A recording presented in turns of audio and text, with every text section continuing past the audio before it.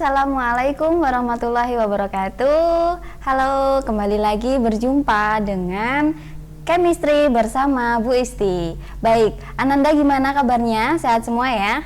Harus tetap semangat, jangan bosan-bosan. Kita kembali belajar di kimia kelas 11 semester 1 ya. Nah, hari ini kita akan belajar tentang jenis-jenis perubahan entalpi standar ya. Perubahan entalpi standar seperti apa itu? Oke. Nah, tujuan pembelajaran hari ini kita ketahui dulu biar nanti fokus kita itu mau ngapain gitu. Nah, untuk yang pertama, Ananda nanti diharapkan bisa menjelaskan jenis-jenis entalpi standar yang meliputi entalpi pembentukan standar, entalpi penguraian standar, dan juga entalpi pembakaran standar ya. Nah, yang kedua, Ananda diharapkan bisa mengidentifikasi jenis-jenis entalpi standar ya. Entalpi standar itu kembali lagi ada 3 yang kita bahas: entalpi pembentukan standar, terus entalpi penguraian standar, serta entalpi pembakaran standar gitu ya. Nah, yang pertama kita ketahui dulu apa sih perubahan entalpi standar itu ya. Jadi perubahan entalpi standar yaitu perubahan entalpi yang diukur pada suhu ini 298 Kelvin ya suhunya, dan tekanannya 1 atm. Untuk perubahan entalpi standar ini dibedakan berdasarkan jenis reaksi atau prosesnya. Ya, untuk simbolnya sendiri Ananda perlu ketahui ada, ini bukan segitiga ya, bacanya adalah delta H0. 0 ini standar maksudnya. Jadi nanti kedepannya kalau ibu bilang delta H0, Ananda sudah paham kalau itu merupakan perubahan entalpi standar. Gitu ya. Oke, kita lanjut. Untuk yang pertama kita pelajari tentang perubahan entalpi pembentukan standar ya. Di sini simbolnya bisa dilihat delta HF0 ya. Standard enthalpy of formation. F itu maksudnya formation. Formation itu artinya pembentukan ya. Jadi nanti mengingatnya akan lebih mudah karena pembentukan itu nanti delta HF formation. Artinya perubahan entalpi yang terjadi pada pembentukan 1 mol ya. Di sini ditandai standarnya itu di 1 mol. Suatu senyawa dari unsur-unsurnya yang paling stabil pada keadaan standar. Ingat, keadaan standar suhunya 298 Kelvin, tekanan 1 atm.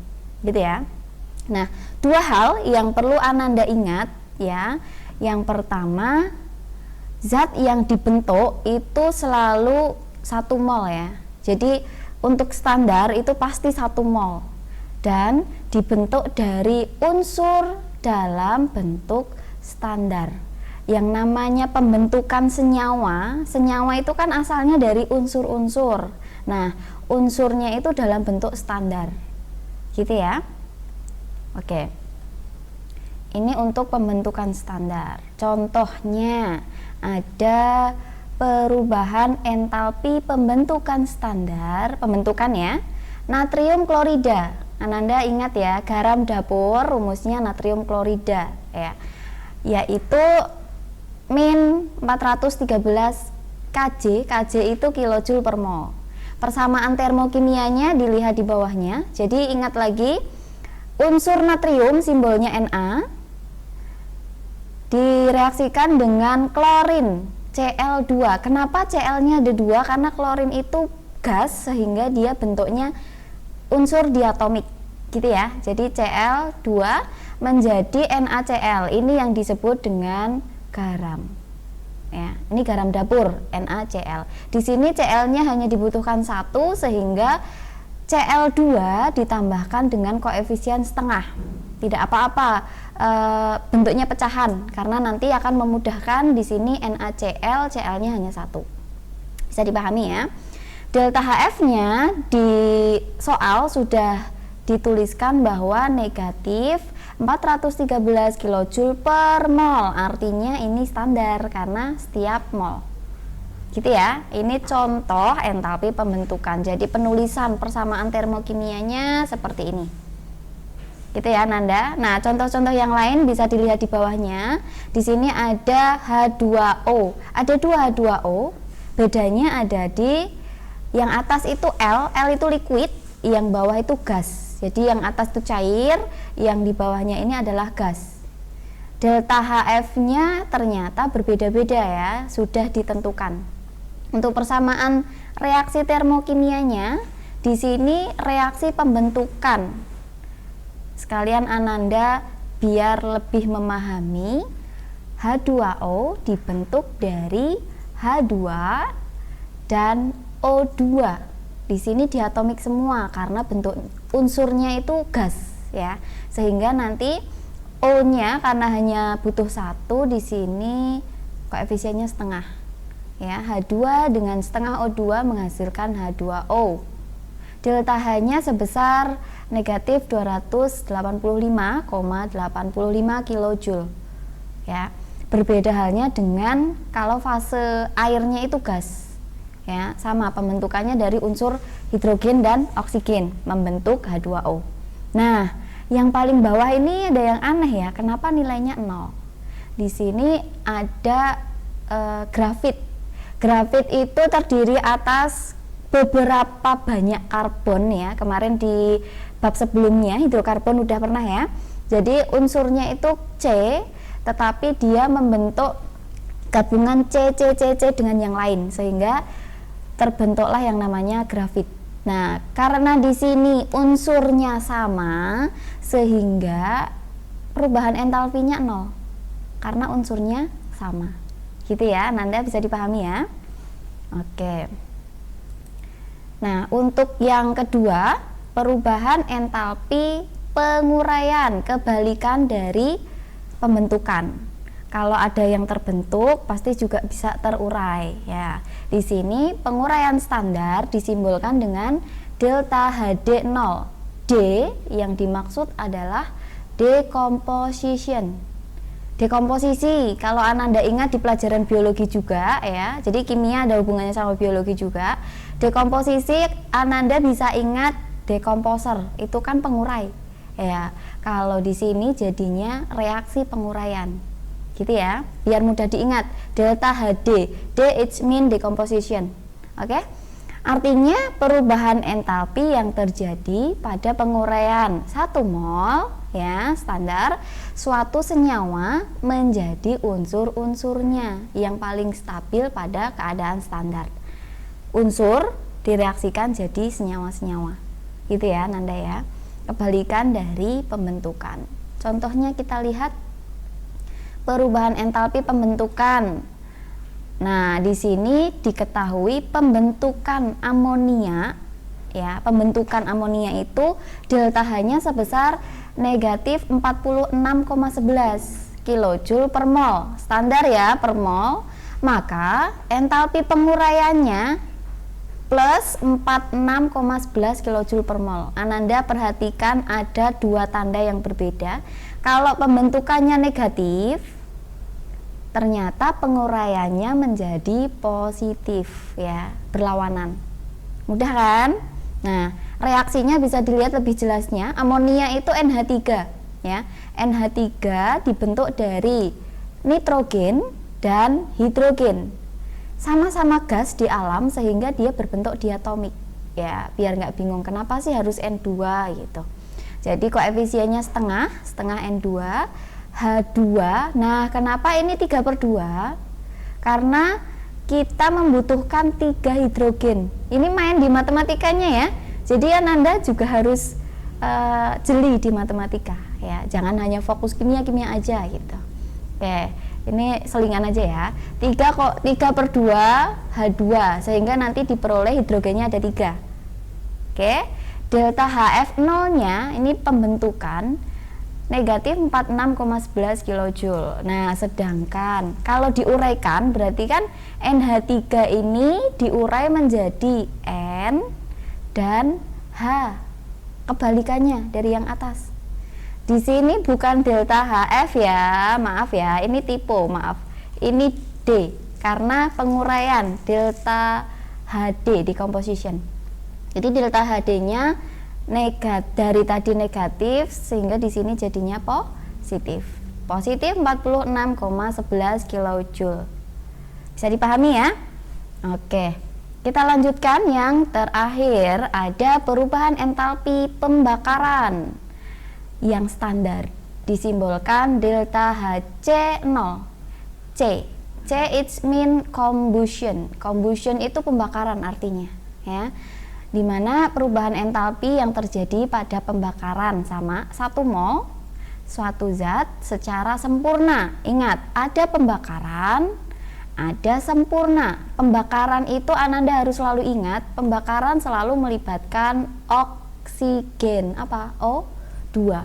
Tidak ada O2, tidak akan ada pembakaran. Nah, untuk sempurna itu pasti hasilnya perlu Ananda ingat, CO2 dan H2O. Gitu ya. Nah, kita lihat ke contoh. Pembakaran merupakan reaksi zat dengan oksigen ini tadi ya. Contohnya ini dinamakan metana. Ingat ya, hidrokarbon kemarin ya, dibakar, ini oksigennya ya. Karena sempurna menghasilkan CO2 plus H2O. Koefisiennya tinggal disetarakan. Sehingga nanti diperoleh delta Hc combustion pembakaran sebesar negatif 891 kilojoule. Oke. Baik Ananda, dimengerti ya. Kita lanjut ke ini, ada beberapa contoh persamaan reaksi pembakaran. Jadi ada karbon, hidrogen dan belerang masing-masing mempunyai delta Hc sendiri-sendiri. Jadi dan nilainya di sini berbeda ya. Nanti bisa Ananda amati dan dicermati sendiri. Oke, Bu lanjutkan. Nah, di sini ada contoh soal aplikasi dari penerapan penentuan perubahan entalpi ya. Nah, pada pembentukan 1 gram natrium klorida, garam ya, dibebaskan kalor. Nah, kalor itu Ki sebesar 7024 kilojoule.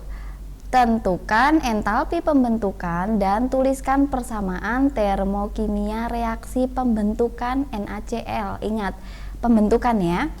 Di sini diketahui massa atom relatifnya ARNA itu 23, Cl 35,5. Cara jawabnya, nah pada satu pembentukan 1 gram NaCl itu kan dibebaskan, ingat dibebaskan, berarti nanti negatif ya, karena dibebaskan itu eksoterm ya, 7024 kilojoule. Nah sehingga nanti dituliskan entalpi pembentukannya itu negatif 7024 kilojoule per gram. Kenapa per gram? Di sini 1 gram ya. Nah, entalpi pembentukan harus dinyatakan satuan kilojoule per mol. Maka dari itu, massa 1 gram ini harus diubah dulu ke mol. Pelajaran kelas 10, diingat lagi ya. Massa molarnya 58,5. Dapat dari mana? Massa molar itu Mr ya Ananda. Jadi Mr itu jumlah dari ARNA ditambah dengan ARCl. Tadi Na kan diketahui 23, Cl-nya 35,5. Nah, berarti jumlahnya dicek sendiri ya, 58,5 gram per mol. Jadi, entalpi pembentukannya itu di sini 7,024 kilojoule kalikan Mr tadi diperoleh negatif 4109 kilojoule per mol. Ini adalah entalpi pembentukan delta HF nya ya. Bentuk standar dari natrium adalah padatan solid ya, kristal. Sedangkan klori itu kan gas, dia diatomik. Jadi nanti persamaan termokimianya Ananda, Na-nya fasenya solid itu padatan, sedangkan Cl gas, diatomik, dia Cl-nya 2, membentuk, karena NaCl garam dapur itu kita tahu itu serbuk kristal, maka di sini solid. Dah, dituliskan delta H sama dengan negatif 401,9 kilojoule ya. Ini adalah persamaan termokimianya. Jelas ya Ananda? Contoh yang kedua, yaitu tentang pembakaran bensin. Pembakaran bensin, nah dijelaskan eksoterm, berarti nanti kan negatif delta H-nya. Bensin itu dianggap terdiri atas isooktana. Pelajaran di bab sebelumnya hidrokarbon ya, diingat lagi. Oktana itu kan CH8, C8H18 maksudnya. Nah, di sini jumlah kalor dibebaskan dalam 1 liter bensin itu ditanyakan, dan diketahui entalpi pembakarannya min 5.460 kilojoule ya per mol. Masa jenisnya diketahui 0,7 kg per liter, ada ARH, ada ARC.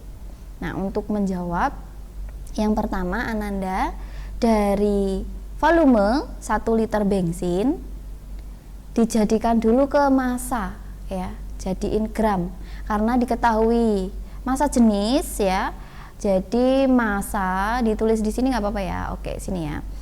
Kalau mau mencari massa, diketahui volume dan massa jenis, nanti rumusnya V kali rho ya, sehingga nanti diperoleh 700 gram. Untuk mencari mol, mol itu N, yaitu massa per mr ya. Mr-nya diperoleh dari, jadi ini massanya tadi, AR-nya C, karena C-nya ada 8 ya, ditambah AR-nya H. H-nya di situ ada 18 kali H dikalikan, ini salah ya, 18. Oke, nggak apa-apa ya Nanda.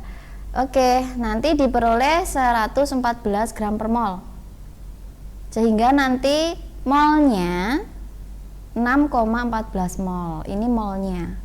Tadi kan ditanyakan adalah jumlah kalor yang dibebaskan. Jadi kalor yang dibebaskan 1 liter, 1 liter ini kan 6,14 mol. Hasilnya adalah 33.524,4 kilojoule. Ini kalor yang dibebaskan ketika bensin itu terbakar. Ya, ini ada di kehidupan sehari-hari kita ya. Jadi ilmu kimia itu kepake ya, nggak sekedar teori-teori aja. Oke, lanjut. Nah, di sini ada berbagai entalpi molar yang lain, tetapi tidak kita bahas secara spesifik. Hanya sebagai pengetahuan tambahan ya Nanda, terdapat berbagai macam entalpi molar yang lain. Yang pertama, entalpi penetralan, netral. Jadi reaksi antara asam yang dicirikan dengan H+ oleh basa yang dicirikan dengan OH- dalam membentuk 1 mol air. Jadi kalau nanti ada asam dengan basa, itu entalpinya namanya entalpi penetralan. Biasanya dituliskan ini sih, delta HN0, netralisasi maksudnya gitu. Nah, kalau untuk entalpi peleburan itu nanti dari padatan yang melebur jadi cair. Itu entalpi peleburan. Yang jelasnya di sini tetap 1 mol. Yang lainnya ada entalpi pelarutan ya. Pelarutan itu padat dilarutkan dalam cairan, tetapi tetap dalam 1 mol zat. Dan semua entalpi molar, ingat, dinyatakan dalam kilojoule per mol ya, dalam kilojoule per mol. Ini yang harus Ananda ingat.